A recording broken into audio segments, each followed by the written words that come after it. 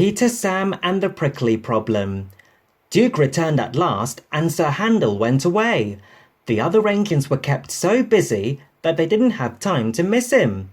Hedge cutters had been busy too, trimming trees and bushes beside the railway so that passengers could see the view. Each evening, Rusty took some trucks up the line and carried away as many cuttings as he could.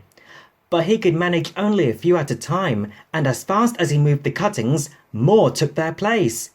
It was Peter Sam's turn to take the morning train.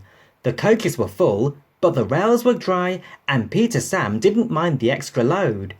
He puffed happily along until, just beyond the tunnel, he found that, in the night, a high wind had blown hedge cuttings across the rails. He stopped, and his driver and fireman got down.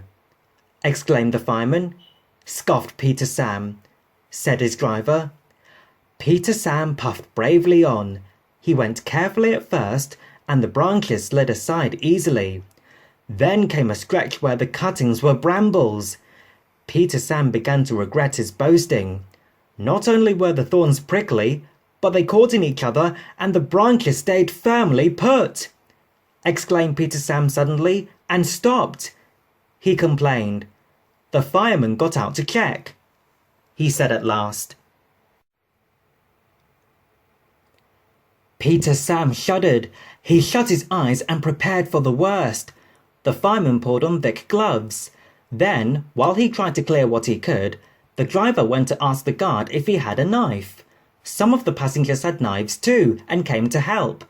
But even then the job took longer than expected, and by the time Peter Sam was free, there was no hope of getting the passengers round the lake and back before James's train left.